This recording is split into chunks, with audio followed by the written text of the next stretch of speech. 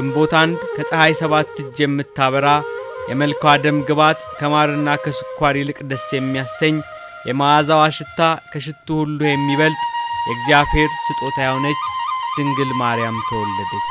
ዓለም ሳይፈጠር በስላሴ ልቦና የነበረች መላእክትና ሰው ባንድ የሚዘምሩበትን መንገድ ያዘች የጥሉን ግድግዳ ለማፍረስ ፍቅርና ሰላም ለማንገስ ምክንያት የሆነች የአዳም ኃጢአት በዘር ያልተላለፈባት ንጽሕት ዘር ድንግል ማርያም በሊባኖስ ተራራ ተወለደች። ደክታና በጥርቃ የሚባሉ ሁለት ሰዎች በኢየሩሳሌም ይኖሩ ነበር።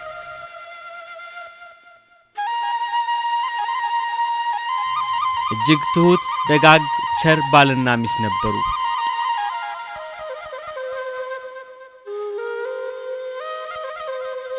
ሀብታቸው የሞላ ንብረታቸው የተረፈ ነበር። ነገር ግን ያብራካቸው ክፋይ የማህፀናቸው ፍሬ አልነበራቸውም።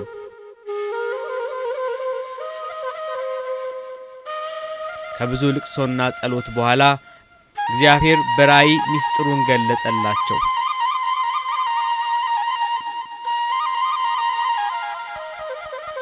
ነጭ እምቦሳ ከበረታቸው ስትወጣ እምቦሳይቱ እምቦሳ እየወለደች እስከ 6 ስትደርስ ስድስተኛይቱ ጨረቃን ጨረቃ ፀሐይን ስትወልዳዩ።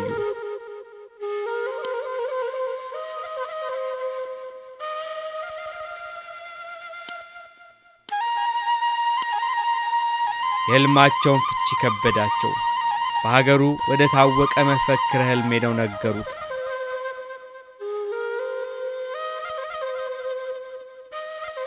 ደግ ልጅ ትወልዳላችሁ፣ በስድስተኛው የዘር ሐረጋችሁ ጨረቃን ትወልዳላችሁ።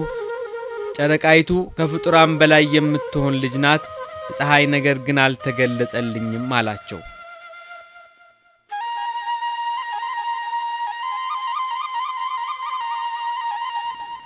የፀሐይ ነገር ሳይገባቸው ጊዜ ይፍታው ብለው ሄዱ። እግዚአብሔር ልመናቸውን ሰምቶ ሄሜን የምትባል ሴት ልጅ ወለዱ። ሄሜን ዴርዴንን፣ ዴርዴን ቶናን፣ ቶና ሲካራን፣ ሲካራ ሄርሜላን፣ ሄርሜላ ሃናን ወለደች።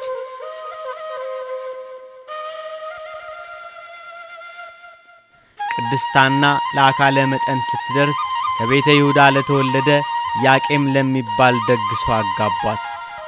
ምክንያት ወርዶ እንዳያቶቿ ሆናለች።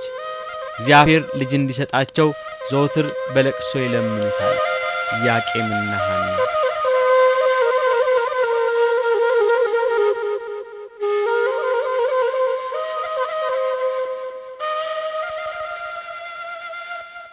ሃና ለ30 ዓመታት በትዳር አብረን ኖርን። መካንነትሽን ካወቅሽበት ጊዜ ጀምሮ እንዳለቀሽ ነው። እባክሽ ማልቀስሽን እስኪ ተዩ። የሔዋን ዘር ሁሉ የማህፀኗን ፍሬ ለማይስተታደል እኔ ግን ይህ የእግዚአብሔር ፈቃድ ነው። እኛም መጸለያችንንና መስዋዕት ማቅረባችንን በፍጹም አንተው። ያብራካችሁ ክፋይ የሆኑ ልጆች ስለሌሏችሁ ምንም አይነት መስዋዕት አልቀበልም። ይሄ ደግሞ የሙሴ ሕግ ነው። አንተም ቢሆን ሕጉን ታውቀው የለ እንዴ? ልጆች ስለሌሉን ሊቀ ካህናቱ መስዋዕታችንን እንደማይቀበል አውቄው ነበር። ለእግዚአብሔር ቃል የገባሁትን እፈጽም ዘንድ ወደ ገዳም እወርዳለሁ። በዚያም ስጸልይና ስጾም ለ40 ቀንና ሌሊት እቆያለሁ። እግዚአብሔር ከዚህ ሁሉ መከራ ያወጣኛል።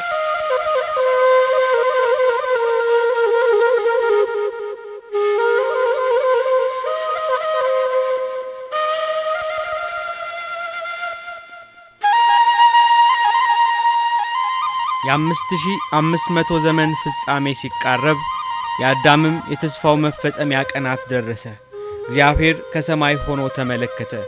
ዓለም ሳይፈጠር በስላሴ ልቦና የነበረች መላእክትና ሰው ባንድ የሚዘምሩበትን መንገድ ያዘች የጥሉን ግድግዳ ለማፍረስ ፍቅርና ሰላም ለማንገስ ምክንያት የሆነች የአዳም ኃጢአት በዘር ያልተላለፈባት ንጽሕት ዘር።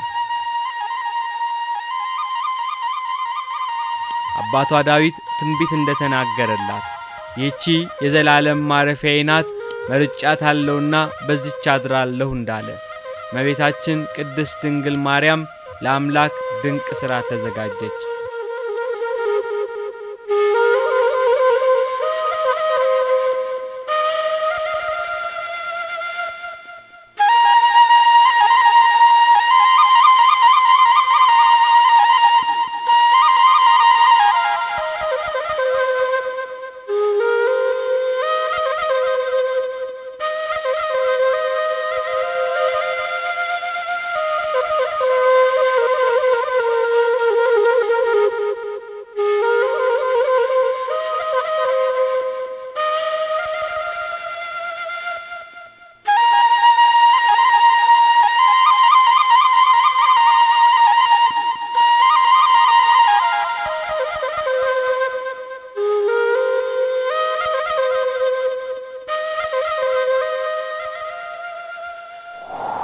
ሐና እግዚአብሔር ጸሎትሽን ሰምቷል።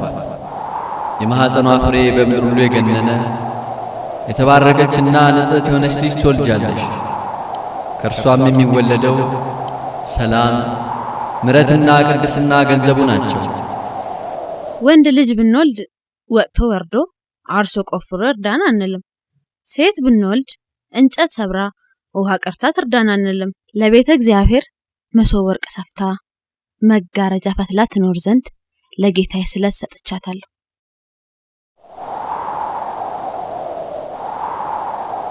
በእግዚአብሔር ፊት የምቆመው እኔ ገብርኤል ነኝ። መልካሙን ዜና በስር ዘንድ እግዚአብሔር ልኮኛል።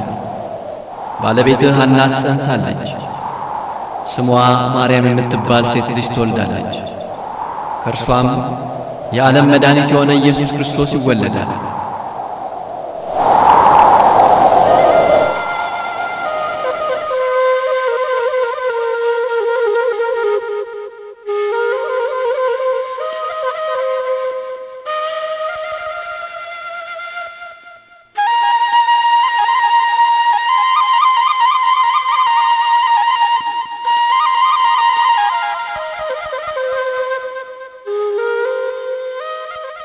እግዚአብሔር ድንቅ ነገርን አደረገልኝ።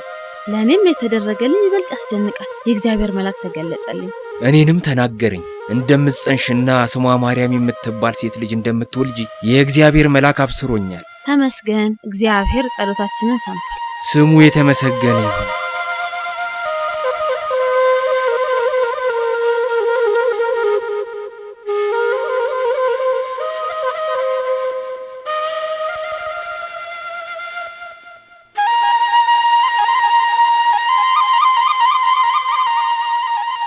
እርሱ ጌታ እግዚአብሔር ዓለምን ሁሉ የሚቀድስበትና የሚዋጅበትን ሥራ ሊሰራ በተዘጋጀበት በዚህ ሰዓት ድንግል ማርያም በሊባኖስ ተራራ ተወለደች። ግንቦት 1 ከፀሐይ 7 እጅ የምታበራ የመልኳ ደም ግባት ከማርና ከስኳር ይልቅ ደስ የሚያሰኝ የመዓዛዋ ሽታ ከሽቱ ሁሉ የሚበልጥ የእግዚአብሔር ስጦታ የሆነች ድንግል ማርያም ተወለደች። አትጨነቅ ኢያቄም፣ ባለቤቴ እኮ ከውስጥ አብራታለች። መልካም ዜና ልንገራችሁ። ፊቷ እንደ ፀሐይ የሚያበራ ደምግባትና ውበት ያደላት ሴት ልጅ እግዚአብሔር ሰጥቷቸዋል። ዘካርያስ ትሰማለህ የተባለውን? ተመስገን አምላኬ።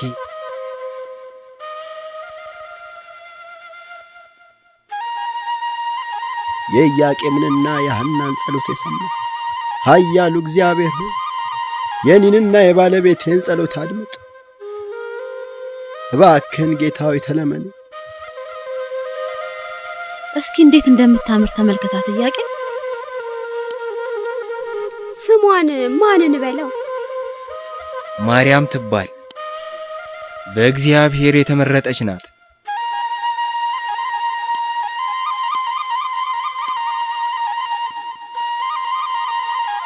የእግዚአብሔር ስጦታ ናት። ሁላችሁንም አመሰግናለሁ።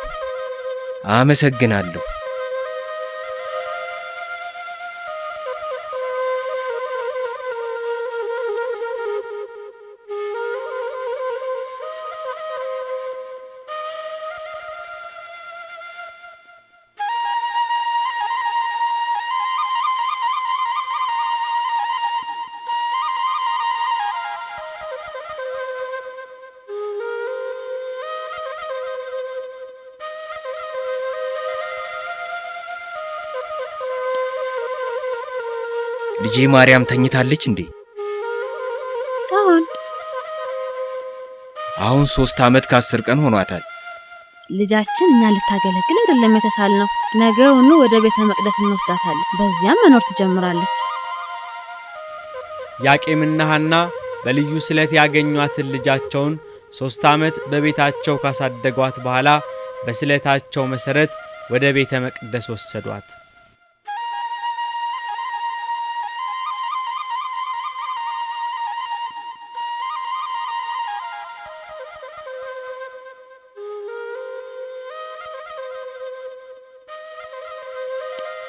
እግዚአብሔር ሆይ ጸጋህን ስላደልከኝ አመሰግንሃለሁ።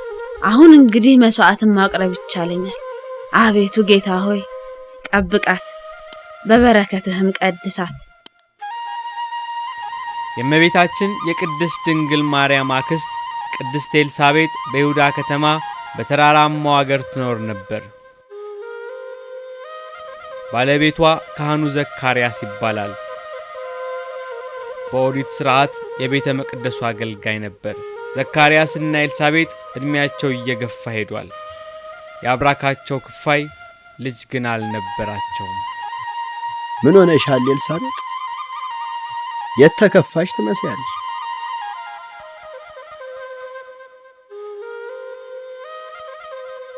ልጅ ይኖረኝ ዘንድ ተመኝቼ ነበር፣ ግን ኃጢአቴ የበዛ ነውና አልሆነም።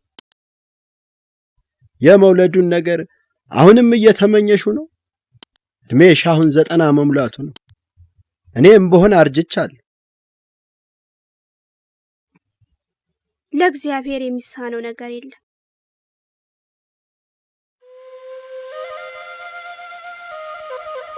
እናታችን ቅድስት ድንግል ማርያም መላእክት የዕለት ምግቧን እያመጡላት ከመላእክት ጋር እየዋለች 12 ዓመት በቤተ መቅደስ አደገች። አንገታቸውን እንደሚያገዝፉ እንደ ዕብራውያን ሴት ልጆች በዋዛ አላደገችም። በንጽህናና በቅድስና በቤተ መቅደስ 12 ዓመት ተቀመጠች። ለዚህ ነው ቅዱስ ዳዊት ልጄ ሆይ ስሚ፣ የአባትሽም ቤት እርሺ፣ ንጉሥ ውበትሽን ወዷልና ብሎ ያላት።